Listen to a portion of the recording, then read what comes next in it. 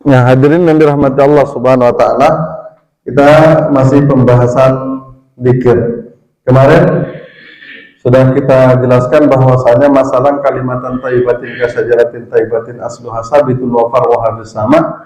Jadi perumpamaan kalimat thayyibah itu, apa itu kalimat thayyibah dalam hal ini? Yaitu adalah kalimat la ilaha illallah atau kalimat tahlil. Kalimat la ilaha illallah. Kalimat ini kita sebut dengan kalimat nafi isbat. Ini nafi, la itu nafi, kemudian ilaha itu perbuatannya menafikan. Kemudian illa isbat, kemudian yang diisbatkan itu adalah Allah. Makanya disebut dengan kalimat nafi isbat. Nafi itu melenyapkan, mentiadakan, menghilangkan. Isbat itu menyatakan apa yang mau dinyatakan, yaitu adalah Allah Subhanahu wa taala. Makanya kalau dalam bahasa ma'rifat ini la ilaha ini sudah mati nih. Sudah mematikan diri nih. Niscaya sudah alam semesta juga ikut fana, ikut mati, ikut tiada. Ikut kiamat, binasa. Nah, kemudian yang ada hanya wa yabqa wajhu rabbuka dzul jalali wal ikram, dan wajah Tuhan kamu itulah yang wajhu rabbuka dzul jalali wal ikram, yang maha perkasa dan maha mulia, dan wajah Tuhanmu itulah yang kekal. Karena hanya ini semuanya binasa, artinya alam semesta binasa. Nah, oleh karena kita itu belajar kita mengenal diri, makanya kita kena ketahui dulu apa yang mau kita binasakan pada diri kita. Nah, makanya kita kena ketahui sifat ini ada pada diri kita. Artinya kalimat la ilaha illallah itu ada pada diri kita. Kalimat la ilaha illallah itu hakikat diri kita. Inilah bentuknya, sifatnya nih pada diri kita nih. Nah, kalimat la itu mengandungi 7 sifat maknawiyah: kudrat, iradat, ilmu, hayat, sama, basar kalam. Ini 7 sifat maknawiyah, 7 sifat tanda. 7 sifat tanda pada diri. Maknawiyah itu kan tanda pada diri kita. Inilah. Jadi kalimat la itu, kalimat la ilah pada kalimat la ilaha illallah ini wujudnya pada diri kita nih, 7 nih. 7 sifat. 7 sifat maknawiyah. Jadi kalau kita menyebut la, maka hendaknya yaitu adalah 7 sifat maknawiyah ini harus kita binasakan. Caranya itu pada pelajaran salat mi'raj, bagaimana kita mencabut nyawa kita, artinya kita mematikan badan kita. Karena itu makanya ini sifat badan kan? Sifat badan, makanya sifat badan ini disebut dengan syariat. Makanya pada diri kita yaitu adalah badan. Nah, badan kita inilah yang disebut syariat. Nah, maka itu dia diwakili dengan 7 sifat maknawiyah, kudrat, iradat adanya pada pernapasan. Kalau ulama tasawuf mengatakan ini adalah istananya ada pada pernapasan kita. Kemudian ilmu ada pada otak kita dan meliputi zahir dan batin kita. Kemudian hayat ada pada pusal busel pada diri kita. Kemudian sama itu adalah telinga pada diri kita. Kemudian basar itu adalah mata pada diri kita. Kemudian kalam itu adalah lisan pada diri kita. Maka itu sesuai dengan maknanya kudrat. Itu adalah kuasa. Dahir, masuknya napas. Kemudian iradat, kehendak. Maka itu sifat yang keluar yaitu dahir pada diri kita, yaitu adalah keluarnya napas. Nah, ilmu dahir pada diri kita, pengetahuan ilmu. Maka dahir pada diri kita adalah otak. Kemudian hayat dahir pada diri kita yaitu adalah pusar.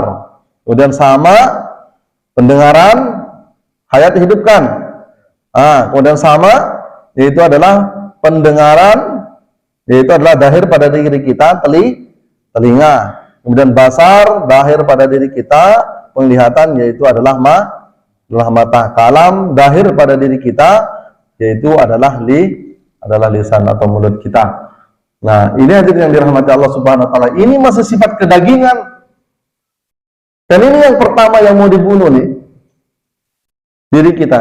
Kalau kita ini belum bisa mematikan diri yang dahir ini, ya otomatis diri yang batin kita juga tak akan dapat mematikannya.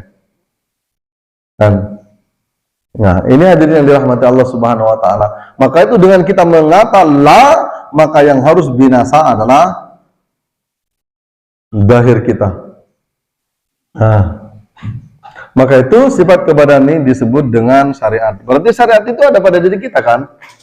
Syariat adalah jasmani, badan yang disebut dengan bahasa sifat adamiyah. Sifat A adalah sifat Adam yang tercipta daripada tanah, angin, air, api. Itu daripada asalnya.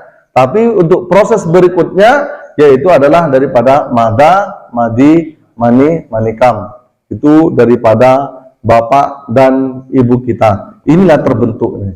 Ketika dia sudah sempurna, baik Adam yang daripada tanah, angin, api, air itu kemudian kita juga yang proses berikutnya yaitu adalah daripada mada, madi, mani, manikam seluruh manusia. Maka itu ketika waidah sawaitu wa nafakhtu min ruhi, ketika sudah sempurna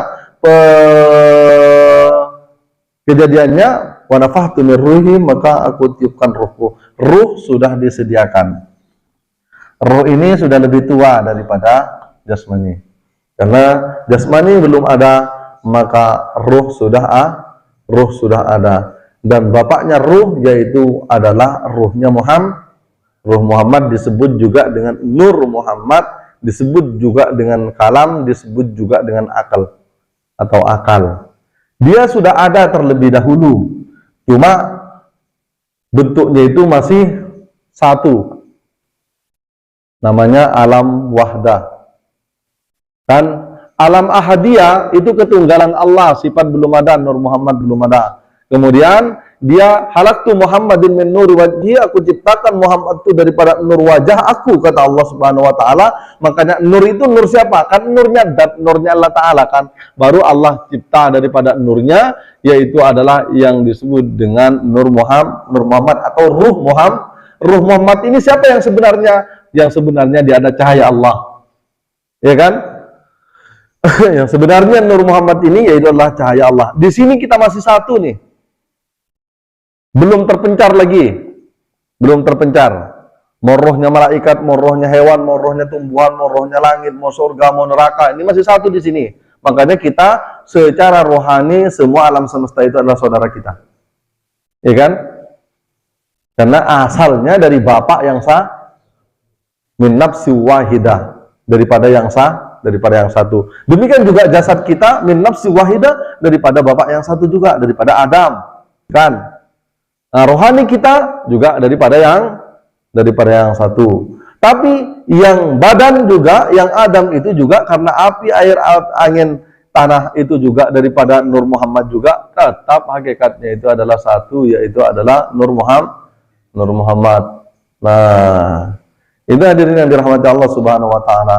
Jadi pandanglah ini. Ketika kita memandang alam semesta, maka pandanglah ini. Terutama ketika kita memandang diri kita, maka pandanglah ini bapaknya. Ya kan? Makanya menoreng ngakalaya, tapi tahu ke bapaknya cek belana, tak teti ya kala. Iya kan?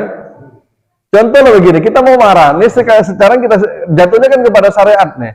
Jatuhnya kepada syariat. Akalaya umpana. Pada umat Kanjeng Nabi kan itu kan. Sekarang secara syariat aja, sama-sama umatnya Kanjeng Nabi, orang punya pandangan seperti itu, walaupun dia Muhammadiyah, mau jamaah tabligh, mau salafi, mau wahabi, dia takkan jadi orang kalian, mau punya pemahaman bahwa pada umat Kanjeng Nabi kan, masa kita saling bertengkar, iya kan? Syahadatnya sama, sholatnya sama, cuma harakannya aja yang berbeda, cuma pahamnya saja yang berbeda, karena guru kita, madhab kita berbeda. Nah, masa kita bertengkar masalah itu? Akhirnya apa? Bertengkar, yang salafi bertengkar dengan dengan Muhammadiyah, Muhammadiyah bertengkar dengan Salafi, NU juga bertengkar juga. Akhirnya apa? Yang jadi biang masalah ternyata agama kan. Akhirnya orang yang tidak apa, mending aku tak beragama lagi jadi komunis. Iya kan? Apa yang mau dipertengkarkan? Nah ini kita kan mulai cerdas Pak. Kita jangan terprovokasi kalau dapat. Kan? Diawali daripada paham hakikat ma'rifat ini. Kenapa? Asalnya satu kok. Makanya kenapa pemikirannya para wali itu dia nggak mau kelahi. Kok Gus Dur itu nggak mau kelahi. Agil Sirat itu nggak mau berkelahi dia. Kan? Dia mau diadu domba dengan paham-paham yang lain, dia nggak mau kelahi. Kenapa? Dia pandangannya itu satu, kita itu satu. Apa pula kita nak kelahi dengan saudara kita sendiri? Nah, jadi yang suka kelahi ini kan memang orang yang nggak paham kan? Atau kita lagi lupa, kesusupan kan? Makanya kenapa kita harus menjaga? Nah, harus menjaga diri kita tak boleh lupa-lupa. Nah, ini kan untuk mengunggah kesadaran kita. Jangan sampai lupa. Kalau kita lupa, ini latifakul jasad nih ini. Pernah lupa-lupa. Allahu semua yang dirasakan tuh sekujur badan, tulang, sumsum, darah, daging, bulu, kulit, urat semuanya Allahu. Nah, akan kalau zaman dulu ini dijadikan ilmu kekebalan. Tulangku kawat, orakku kabak, tiking timpa ke bulu saar, kun fayakun tekul. Dijadikan. Wis orak kabak Pak. Bulu saar itu kan lendu. Itu kan dicipta jadi ilmu kanuragan ya jadinya begitu. Nah, itu dah. Tapi kun fayakun tetap kun fayakun. Budi-budinya itu tepat kun fayakun itu masalah itu tepat itu. Makanya mati dia. Tapi kita tidak ada tujuan lain. Kalau kita mencari kesaktian, Sayyidina Ali itu tembus kena tombak. Coba, Sayyidina Utsman belah dua kena pedang. Coba, apa yang dicari coba? Itu orang-orang yang mulia. Khairul qarni summal ladina yalunahum kata Nabi. Sebaik-baik generasi, sebaik-baik orang itu pada saat di zamanku kata Nabi. Siapa? Para sahabat yang imannya top-top tuh. Sampai Sayyidina Abu Bakar itu dikatakan, kalau imannya Abu Bakar itu seandainya imannya Abu Bakar dibandingkan dengan seluruh penduduk, dengan separuh penduduk bumi, niscaya lebih besar lagi imannya Abu Bakar. Satu kawan, dikumpulkan semua separuh penduduk bumi, itu lebih besar lagi imannya Abu Bakar. Demikian juga dengan Umar, demikian juga Ali. Tapi matinya kenapa? Cuma Abu Bakar yang tidak lagi kena pedang tuh. Jadi kalau kita di dalam hidup ini kita mencari kesaktian, mencari kekaramatan, bisa terbang, langit pun bisa, burung pun bisa terbang juga dia. Iya kan? Kalau kita hanya mencari kekebalan, kalah kita dengan besi. Iya kan? Kalah kita dengan besi. Jadi apakah besi itu lebih mulia daripada kita? Apakah burung itu lebih mulia daripada kita? Iyalah kalau dibandingkan dengan yang jahat, lebih mulia burung, iya. Kan? Nah, kalau hanya bisa berjalan di atas air, kapal bisa berjalan di atas air. Kan? Jadi apa yang dicari dalam kehidupan ini? Dalam kehidupan ini kita mau bisa kembali kepada Allah Subhanahu wa taala, kita mengenal penciptanya. Itulah. Makanya itu kenapa Sayyidina Ali itu tembus tombak. Nah, itu pun pada saat sholat. Sayyidina Utsman pun pada saat sholat juga ditebas. Menurut kita ini kan harusnya kan sakti masa sahabat. Pikir kita kan begitu kan. Makanya tak jelas juga orang minta jurusnya Sayyidina Ali itu. Kan? Dulu kita belajar jurus, minta jurusnya Sayyidina Ali. Apa begitu memang Sayyidina Ali? Tapi kalau olahraga, kalau apa itu latihan-latihan langkah-langkah itu memang iya. Tapi kalau minta jurusnya Sayyidina Ali kemudian buk-bukan, masa begitu sih kira-kira Sayyidina Ali itu? Jurusnya itu. Coba itu kan tak jelas, itu kan masukkan jin dia. Ya sebabnya dia emosi dulu, suruh emosi. Emosi dipancing emosinya sendiri, akhirnya datanglah jurus itu, bergerak sendiri dia. Minta jurusnya Bruce Lee, minta jurusnya Sayyidina Ali. Siapa itu? Apa sih memang betul itu Sayyidina Ali itu yang berjurus begitu? Udah begitu jurusnya mabok lagi.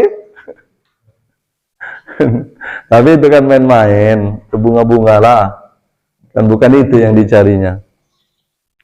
Nah, bahkan gini, Sayyidina Ali itu pernah datang sahabatnya itu minta Ismul A'dam. Ismul A'dam tuh itu macam-macam sih ulama. Sebetulnya Ismul A'dam itu ini, kalau sepakat ulama inilah Ismul A'dam, nama yang paling agung. Karena itu nama yang paling apa namanya? Cuma orang yang memang betul-betul nyambung ke sini, yang memang hakul yakinnya, itu semuanya itu bisa dengan Allahu, itu bisa semuanya, dia bisa jadi. Yang tidak jadi bisa jadi. Kun fayakun itu ada di situ. Kalau sudah memang betul-betul hakul yakin. Kan? Tapi kenapa para ulama, para wali itu menghindari hal-hal seperti itu? Sampai Sayyidina Ali itu ditanya, Asif itu dikasih satu Ismul A'dam. Tahu Asif kan? Asif itu sahabatnya Nabi Sulaiman yang memindahkan kerajaan Balkis hanya sebelum mata berkedip. Kalau raja, anak buahnya Raja Balkis itu kan akan memindahkan kerajaan Balkis sebelum engkau berdiri daripada tempat dudukmu. Kan? Itu sakti juga dia, ilmu hitam tapi kan. Dia sakti juga. Sebelum bangkit kerajaan yang mau dipindah nih, coba. Luar biasa. Tapi yang namanya Asif itu sahabatnya Nabi Sulaiman, itu beliau katakan bahwasanya aku akan pindahkan kerajaan Balkis sebelum kau berkedip. Canggih lagi. Sebelum berkedip. Kalau dia masih lambat, masih membutuhkan bangkit dari tempat duduk kan? Itulah artinya kita nih sekarang ini remang-remang, walaupun sama-sama sakti, yang hak sakti, kemudian yang batil juga sakti. Makanya masyarakat kan remang-remang di situ. Sakti tapi dia sholat tidak, apa tidak, itu pula yang didatangi. Kan mengadu nasib ke situ. Nah, hadirin yang dirahmati Allah Subhanahu wa taala. Makanya Sayyidina Ali, aku tuh cuma dikasih 9, Ismul A'dam itu dikasih 9. Artinya andaikan pun satu digunakan lagi hebat daripada Asif. Tapi kan nggak pernah dipakai. Karena tujuannya itu bukan kesaktian, tujuannya itu bukan kekaramatan, tujuannya itu bukan lain-lain, tujuannya itu hanya kepada Allah. Yang lain-lain itu adalah hanyalah melalaikan kita kepada Allah Subhanahu wa taala. Nah, itu dia. Itu yang harus digarisbawahi. Tapi mun kaula lambak terwatapaan terus sakti, Rasulullah membayangkan apa-apa boleh macam film Angling Dharma, Arya Kamandanu, kan itu yang terbayang itu kan. Inginlah seperti itu. Tak tahu aja itu film semua. Pokoknya begitu. Terinspirasi dengan film. Sekarang sudah tak banyak lah film laga tuh. Film laga pun sekarang dah tak pada lamba. Hadirin yang dirahmati Allah Subhanahu wa taala. Ternyata syariat itu ya ini yang disebut syariat tuh. Kalau syariat pada ilmunya yaitu adalah ilmu fikih lah. Ilmu fikih itulah syariat, ilmu yang mengajarkan tentang hukum-hukum Allah, bagaimana cara kita menyembah kepada Allah Subhanahu wa taala, itu namanya syariat, itu namanya syariat. Syariat itu jalan. Jalan. Ini kan jalannya. Jalan menuju kepada Allah ya melalui inilah. Melalui badan kita. Kan badan kita yang mau kita persembahkan kan? Namanya menyembah, ada yang mau dipersembahkan. Apa yang mau dipersembahkan? Ini yang syariat ini yang mau dipersembahkan. Ini kayak lamar. Kan yang mau dipersembahkan. Nah, sedangkan yang disembah adalah zat, yang disembah adalah Allah Subhanahu wa taala, yaitu adalah bersifat nafsiyah. Nah, inilah yang mau kita persembahkan nih. Badan kita, syariat kita nih. Kapan kita menyebut la, maka lenyaplah diri kita, yaitu dipersembahkan. Maka siapa yang mempersembahkan? Yang mempersembahkan yaitu adalah sifat rohani kita. Makanya Allah katakan wa qulir ruh min amri rabbi, segala ruh itu adalah berurusan kepadaku. Dialah yang menebur kepada Allah Subhanahu wa taala wasarruhni. Dan dengan melewati yaitu adalah mempersembahkan yang sifat kedahiran kita. Nah, hadirin yang dirahmati Allah Subhanahu wa taala, nah, maka itu ini disebut dengan thariqah. Jalannya juga mesti, kalau ini syariat tuh jalan juga, tapi dia jalan besar. Makanya kalau dalam ilmu bahwasanya kalau syariat itu dia global. Tapi kalau tarekat kan kita mengambil jalan tarekatnya Abdul Qadir Jailani, Qadariyah. Itu kan jalan pintas dia, jalan tol. Ada tuh jalan umum, tapi ada jalan tol. Kalau tarekat itu walaupun syara itu artinya jalan, tarik itu juga jalan. Kalau syari'on itu jalan besar, kalau tarikun itu jalan juga, tapi jalan kecil, tapi jalan pintas dia. Ibaratnya mun lambok itu kan mentar karjasa, menoreng kolo-kolo, lebatnya jalan itu lebat syari. Tapi ketika kita lebat sabe jalan pintas, mereka kecek kan? Nah, kecek jalan pintas. Makanya ketika kita ngambil jalannya Abdul Qadir Jailani, yaitu adalah Qadariyah, Bauddin Naqsabandi, yaitu adalah Qadariyah, kemudian Abu Bakar Siddiq, yaitu adalah Siddiqiyah, kemudian Abu Hasan As-Sadili, Sadiliyah. Jalannya itu kan tarikat-tarikat kan, jalan-jalan yang pintas yang kita tempuh. Nah, hadirin yang dirahmati Allah Subhanahu wa taala, nah tarikat ini adanya pada diri kita, namanya ruhani pada diri kita nih. Nah, rohani ini kan yang menghidupi kepada jasad kan? Rohani ini yang menghidupi kepada jasmani, makanya sifatnya kalau qadirun. Ini kalimatnya nih harus diingat. Kita kembali pembahasan ini loh. Kita pembahasan kalimat la ilaha illallah nih. Jadi yang disebut dengan ilaha yaitu adalah tarikat pada diri kita, yaitu adalah 7 sifat ma'ani, 7 sifat makna yang memberikan makna kepada maknawiyah. Ini sifat tanda saja, dan ini tidak akan bisa hidup, jasad ini tidak akan bisa hidup kalau tidak ada yang rohani. Kalau yang ini contohnya kudrat, dia tidak akan bisa berkehendak kalau tanpa adanya yang maha berkuasa. Kudrat itu kuasa, maka kadirun itu adalah maha berkuasa. Yang maha inilah, makanya ada mahasiswa, ada ini siswa biasa, maka ini namanya mahasiswa, makanya dia di atasnya lagi. Artinya apa? Ini dia yang rohani ini yang menghidupi kepada yang jasmani. Karena pada dasarnya orang walaupun ada jasmaninya, orang mati kan itu telinga lengkap, mulut lengkap, hidung lengkap, semua lengkap. Tapi dia karena tidak ada yang 7 yang sifat rohani ini, maka dia tidak bisa apa-apa juga. Ya kan? Nah, hadirin yang dirahmati Allah Subhanahu wa taala. Demikian juga pada saatnya Nabi Adam dulu diciptakan, dia setelah terjadi jasadnya hanya seonggok badan aja. Sebelum wa idza sawaituhu wa nafakhtu min ruh, sebelum Allah meniupkan ruhnya, maka dia masih mati. Kan? Dia masih mati. Dan kita akan kembali mati juga terakhir. Ini akan ditinggalkannya cangkang nih kita nih. Ibarat ini kan gugung mun kapeteng kan. Ini gugung kita. Nah, ini akan ditinggalkannya nih, dikubur nih. Tapi kalau ininya mulia, dia bisa dijaga nih. Walaupun cangkang ini akan dijaga. Kalau rohaninya dia hidup, sambungannya dia hidup, nah, membawa dia bakti kepada jasadnya sekarang ini, maka ini pun akan dijaga. Makanya bagaimana di antara penjagaannya, yaitu adalah ini, jangan kelalaian, jangan sampai kelupaan nih. Allahu, tulang sumsum, darah, daging, buluh, kulit, uratnya, semuanya itu adalah kullu jasad, adalah berlafaz ismudat. Itu diawali daripada keluar masuknya nafas. Ini kan aja habis nih, dari pusar hidup kan. Ini kalau lurus nih kepala nangan kan. Kemudian kalau lurus ini ke tenggorokan, lurus ini ke hidung, lurus ini ke mata, lurus ini ke otak. Lepas dia. Makanya ketika naik napas, maka lepas dia.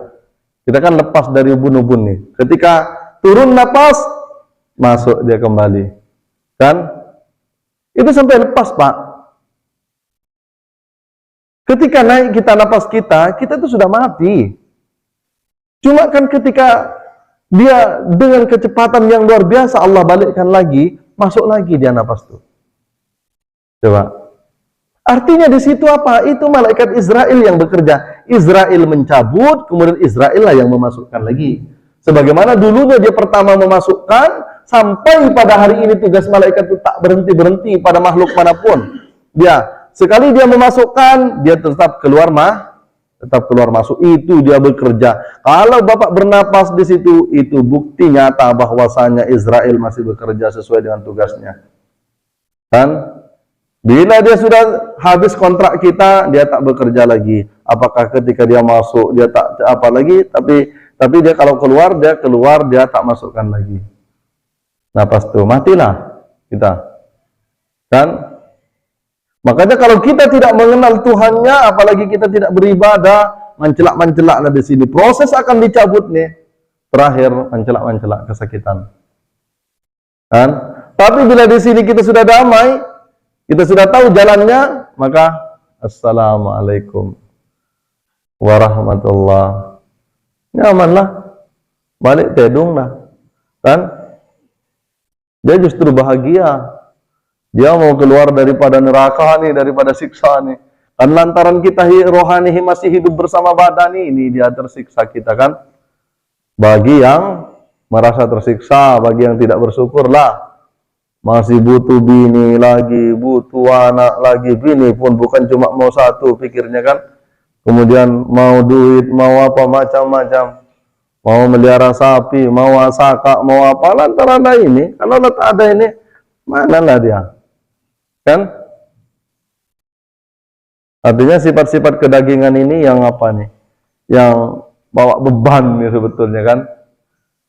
Nah, hadirin yang dirahmati Allah Subhanahu. Tapi karena memang itu sudah jalannya, maka setidaknya walaupun kita ini masih bersama dengan daging kita, maka kalaulah rohani yang aktif, maka itu orang serasa dia tidak bersama badannya, karena rohaninya yang hidup, walaupun dia walaupun dia masih berada di dalam badannya, dia tetap happy-nya rohani itu terbawa, dan itu terbawa kepada ekspresi wajah. Orangnya yang nggak cepat tua, orangnya selalu happy kan rileks bawaannya kan. Orang yang rohaninya hidup, dia berzikir, ala bidzikrillah tatmainnul qulub, tidaklah melainkan hanya dengan zikir tatmainnul qulub, hati kamu itu menjadi tentram, damai. Bila hati sudah tentram, ya setidaknya 70% lah tentram itu juga awet muda kok. Kan? Bawaannya ya awet muda, ya rileks bawaannya. Tapi bila orang sudah tidak tentram, ruwet, hidupnya itu cepat tua. Tarapas. Ibaratnya bekek lah. Ya karena itu dari hati, Pak. Emang dari hati. Kalau hati ini tentram, maka damai Pak, badan pun ikut damai. Tapi mulala rohani roga, sampai bisa merasakan lah. Rogana sakit ate dan rogana asaka, pasti rogan sakit ate. Kalau rogana asaka, pasti tidurnya lelap. Tapi rogana sakit ate, tak bisa tidur. Kalau tak percaya, kan itu bukti bahwasanya ketika rohani yang sakit, maka itu lebih bebannya itu berapa kali lipat dibandingkan dengan fisik yang sakit. Kalau fisik yang roga itu kalau bawa tidur itu wah nyaman sekali, kan? Jadi bila sakit hati, jangankan tidur. Mau ngetem-ngetemkan pun tak bisa tidur juga. Makanya ini yang dihidupkan. Ini wa idza sawaitu wa nafatun min rabbi, ini lah yang apa ini berhubungan wa qalir ruh min amri rabbi. Nah, itu dia hadirin yang dirahmati Allah Subhanahu wa taala. Jadi ketika hidup rohaninya, maka tarekat itu hidup namanya kan pada diri kita. Nah, bila kita menyebut ilaha, maka hendaknya yaitu adalah yang jasmani sudah berpindah kepada rohani. Yang jasmani sudah berpindah kepada rohani. Nah, artinya kalau dulu kita hidupnya itu ya adalah hidupnya bersama jasmani, kemudian ketika ilaha, maka hendaknya, makanya kenapa hak itu ketika nyebut hak itu harus ke dalam. Nah, ketika kita nih tarikat dzikir dulu kita nih. Kan, lain kalau salat nanti kan kita sudah jelas tuh. Salat mi'raj bagaimana kita mencabut nyawa diri kita, berpindah daripada alam jasmani kepada alam rohani. Ini kita dalam dzikir dulu. Kita kan diajari pada saat dzikir itu, la ilaha illallah. Haknya itu dia dimasukkan ke dalam, tak nampak, hanya Allah yang keluarkan. La ilaha illallah, la ilaha illallah, la ilaha. Macam haknya itu tak nampak. Inilah yang sering dikomplain oleh orang-orang yang tidak mengerti tentang ilmu tarekat. Dia itu, kenapa kok haknya tidak ada? Padahal kalau dia tahlilan, dia juga kehilangan haknya juga kalau cepat dikirnya kan. Iya. Oke lah, coba kenceng dikirnya. La ilaha illallah, la ilaha illallah. La, cepetan cuy. La ilaha illallah, la ilaha, cepetan nih. La ilaha illallah. Nah, hilang juga haknya dia terakhir kan. Hilang juga haknya. Itu tukangnya nyale, tahu itu pun kehilangan juga haknya dia. Karena memang hak itu adalah damir tuh namanya, kan? Damirnya itu namanya damir sa'an. Kalau damir sa'an itu dia damir yang bersama dengan datnya. Dia hilang itu bukan karena hilang. Makanya kenapa? Haknya itu hilang keluar Allah di jantung. Jadi dikirnya la ilaha illallah, di sini Allahu Allahu Allahu Allahu. Itu ismuddat, karena ismuddat itulah yang mau diisbatkan. Nama dat itu kan yang mau diisbatkan. Yang mau dinyatakan kan itu. Coba, ini kan kalimat pengantar la nafi ilaha, ini menafi. Kemudian yang mau diisbatkan apa? Allah yang mau diisbatkan. Makanya di dalam metode dzikir tarekat Qadariyah, ketika kita sebut la ilaha, haknya itu hilang, keluar Allah ketika la ilaha illallah Allahu Allahu Allah, dan itu lebih kencang daripada lisan. Lisan mengatakan la ilaha illallah, di sini mengatakan ismuddat yang dinyatakan Allahu Allahu Allahu Allahu, dan Allahu itu yang disebarkan kepada seluruh badan kita, tulang sumsum, darah, daging, bulu kulit kita, itu berlafaz Allahu mengikut semburan darah dari jantung. Nyaman kan? Kenapa? Karena rohani juga begitu, hadirin yang dirahmati Allah Subhanahu wa taala, yang rohani.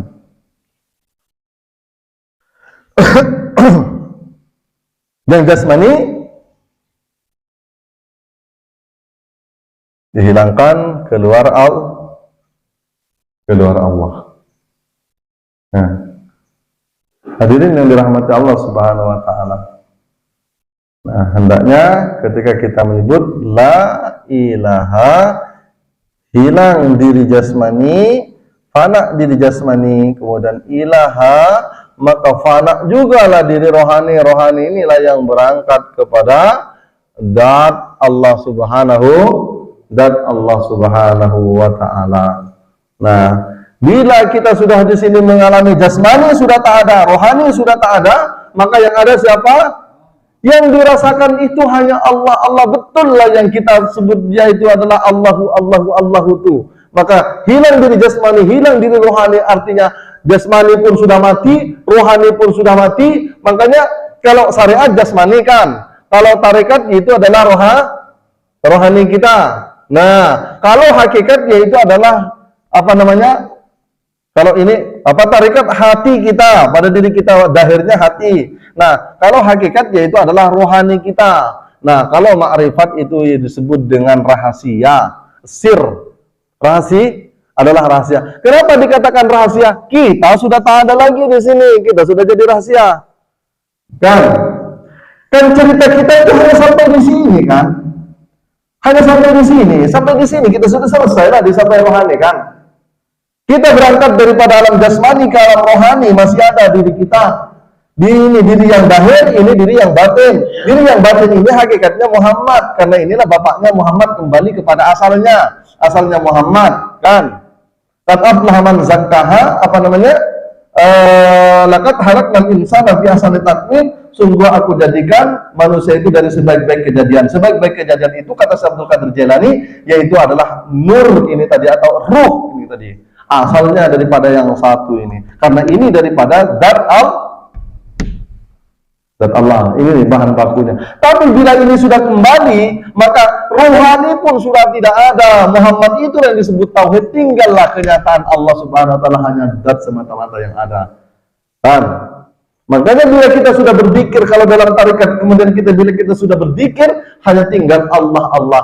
Jangankan haknya la ilaha illa, itu pun sudah tidak ada, tinggallah Allah, Allah, Allah. Kalaupun sudah Allah, Allah sudah tak ada, Allah pun itu sudah tak ada, kita tak nyebut apa-apa lagi. La harfin bila kalamin bila sautin, sudah tidak ada huruf, tidak ada suara, tidak ada tak ada tulisan lagi. Itulah musyahadah namanya. Kita bersaksi dan menyaksikan. Tinggallah hanya dialah yang ada. Kalau kita berzikir namanya ingat, maka kalau sudah lenyap diri kita, yang ada siapa? Allah. Kemudian yang ingat siapa? Yang mengingat juga siapa? Yang mengingat juga Allah. Makanya ingatnya kamu, kata Allah, tidak akan pernah sama dengan ingatnya diriku terhadap diriku sendiri. Nah, karena segala ingat yang ada pada ingatnya hamba, itu hakikatnya adalah ingatnya Allah. Ya tidak akan bisa ingatlah kita kalau nggak diingatkan dia. Kalau diingatkan dia, berarti ingatnya itu tetaplah ingatnya dia. Kan? Nah, makanya orang yang berzikir sudah sampai kepada tahapan makrifat itu tadi, dia tak merasa berzikir lagi. Kan? Makanya disuruh nyatakan la maujudun bihaqqi illallah, tidak ada yang wujud kecuali wujudnya Allah, kecuali wujudnya Allah. Nah, ketika yang ada hanya wujudnya Allah, maka yang lain sudah tak wujud, artinya lenyap, fana, maka tinggallah wujudnya Allah. Kalau sudah tinggal wujudnya Allah, yang ingat Allah, yang diingat juga adalah Allah. Berarti ingatnya Allah di dalam dirinya Allah Subhanahu wa ta'ala, itu baru namanya tauhid tunggal satu, kembali kepada yang satu. Itu dia. Dan ini dirasakan oleh orang-orang yang zikir, mulai belajar zikir ini sudah dirasakan kok. Cuma saya akan membantu untuk menjelaskan, sampai tinggal koneksi saja. Sampai buat saja zikirnya, hantamkan ke jantung, jangan pernah hadapkan wajah dahirnya dan wajah hatinya, hadapkan ke jantung, ke latifatul qalbi. Di sinilah latifatul qalbi, di dada sebelah kiri, dua jari di dada sebelah kiri, itu latifatul qalbi. Kenapa harus diarahkan ke situ? Kenapa tak dari awal, mulai daripada latifah-latifah yang lain? Maka di sini Sayyidul Latifah, dia adalah rajanya latifah. Ketika rajanya latifah ini dia sudah diarahkan ke rajanya latifah, maka latifah yang lain itu sudah terpenuhi. Ya kan? Ya karena dari darah itu kan mengalir dari jantung, itu kan memompa darah itu ke seluruh latifah kan, seluruh badan bahkan. Jangankan latifah yang 7, atau yang 6 lagi. Nah, seluruh badan kita, tulang sumsum, darah, daging, urat, bulu kita, semuanya itulah terpenuhi. Nah, akhirnya kita itu ingat di dalam ingatnya. Alhamdulillah. Itulah Pak, dijaga. Kita udah tahu jalannya, tapi tak dipakai juga. Kita punya barang tak dipakai, hanya tahu-tahu penyabaan. Itu yang dituntut. Kalau kita sudah menjaga itu, walaupun badannya dikubur takkan busuk, dijamin. Kan? Dijamin badan kita takkan. Makanya Allah katakan bahwasanya Allah akan menjaga jasadnya para nabi dan para wali. Makanya tadi itu ada di kitab itu kan, itu rakamnya para wali. Itu tak pernah apa. Makanya dijaga Pak. Di dalam kubur ulat tak mau makan, tanah tak mau menghempitnya. Karena itu rajanya. Khalifah itu pimpinannya. Mana ada yang berani kepada pimpinannya? Kalau kita memang betul-betul maksimal. Kalau tidak, remuk kita. Habis binasa kita. Jangankan tulang, besi pun remuk. Kan hanya badan segini aja kan. Kan hanya penjagaan Allah yang tak bisa dilampaui itu kan. Makanya hanya orang yang kembali kepada Allah lah. Mereka itu tak mau lagi mengagungkan apa, tak hormat lagi kecuali hanya kepada kecuali kepada. Makanya orang-orang yang ahli Allah, kekasih Allah, orang-orang yang ahli dzikrullah, maka itulah yang dijaga. Orang-orangnya Allah, orang-orangnya Rasulullah, itulah yang dijaga. Orangnya Allah yaitu adalah sifat nafsiyah. Orangnya Rasulullah yaitu adalah hakikat. Dan ketika roh itu berangkat, itulah hakikat namanya. Ini kan tadi ada proses ini kan. Jasad dipersembahkan. Darinya kemana? Ke rohani. Rohani berangkat melalui hakikat. Inilah hakikat ini. Makanya hakikat ini namanya ruh. Ruh kan yang berangkat tuh kan. Nah, bila ruh itu sudah sampai kepada tujuannya, kepada Allah min amri rabbi, maka apa namanya? Maka lenyaplah rohani, maka tinggallah dia yang hidup. Ini hakikat, inilah semata-mata kenyataannya. Kalau sudah sampai kepada kenyataan sifat nafsi atau zat Allah Subhanahu wa taala, maka inilah ciri-cirinya Tuhan tuh. Ciri-cirinya Tuhan. Sampai itu betul atau tidak jumpa dengan Tuhan, inilah ciri-cirinya, hakikatnya sifat salbiah ini. Kan? Sampai nggak usah tanya lagi kepada saya, kepada siapa-siapa, nggak usah tanya lagi, betul nggak nih berjumpa dengan Tuhan nih. Bila sampai sudah lenyap, bila sampai yang zahir sudah tak ada lagi, yang batin sudah tak ada lagi, kemudian ketemunya itu adalah kidam, ketemunya itu adalah baka, ketemunya itu adalah muhalafatul hawadisi, ketemunya itu adalah qiyamul binafsi, ketemunya itu adalah wahdaniyah, betul lah dia Tuhan. Ya kan? Karena sifat salbiah ini adalah sifat ciri-ciri hal keadaan Tuhan yang wajibal wujud. Apa ciri-cirinya? Bila yang sampai jumpai itu dia tak kidam, tak dahulu, bukan Tuhan. Berarti entah hantu, entah apa itu kan. Bila ketemu katanya cahaya, bukan, itu bukan Tuhan. Kuncinya kan lebur tadi kan, mati diri dahir, mati diri batin. Ya kan, berjumpa dengan nafsiyah. Kalau sudah berjumpa dengan nafsiyah, dengan zat yang wajib wujud, maka inilah itu untuk membutuhkan secara hakul yakin. Bila dia sudah kidam dahulu, dia tak ada awalnya, tak ada akhirnya, memang tak ada dia yang mengawali, itulah sifat kidam. Nah, itu berarti betul lah Tuhan. Kan? Bila dia baka kekal selama-lamanya, dia tak terkontaminasi dengan apapun.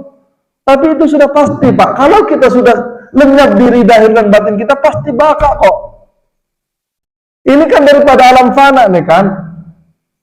Nah, fana, makanya kenapa di hadis kursi itu Allah menegaskan man arafa nafsahu bil fana'i. Dan barang siapa yang mengenal dirinya dengan fana, lenyap diri, fana diri dahir, fana diri batin, maka faqad arafa rabbahu bil baqa'i, maka benar-benar ia mengenal kepada Tuhannya yang maha baqa. Pasti itu. Makanya kalau sudah jalannya benar, ketemunya benar. Kan? Tapi bila sudah jalannya salah, ya salah lah, entah ketemu apalah di sana. Namanya juga jalannya itu salah. Qiyamuhu binafsihi, berdiri sendiri. Yang sampean saksikan itu adalah zat yang berdiri sendiri. Tidak ada yang menciptakan, tidak ada yang mempengaruhi, tidak ada, berdiri sendiri. Maka itulah dia Tuhan yang kita sembah. Nah, adapun sampean itu bertanya, nanti tinggal kita mensahihkan aja. Tapi kan mensahihkannya kan tetap ini barometernya kan? Kan itu tetap barometernya. Cuma sampai mungkin secara ilmu ragu kan yang dialami itu, mungkin bertanyalah sama pembimbing. Oh iya, pembimbing tetap mensahihkan itu, tetap pakai barometer. Kan? Nah, muhalafatul hawadis tidak berbeda. Kalau masih ada bayang-bayang seperti lampu, seperti cahaya, seperti terang, seperti apa, bukan Tuhan. Kan? Ketemunya katanya pokoknya dia seperti Syekh seperti Syekh Abdul Qadir Jailani itu pernah seketika berjalan dengan murid-muridnya, ada cahaya yang sangat terang sekali, tiba-tiba mendekat, dia awang-awang, mendekat, ternyata Ada syekh dia berjubah putih diliputi oleh cahaya. Kemudian diambil sendalnya, dilempar. Hilang dia langsung.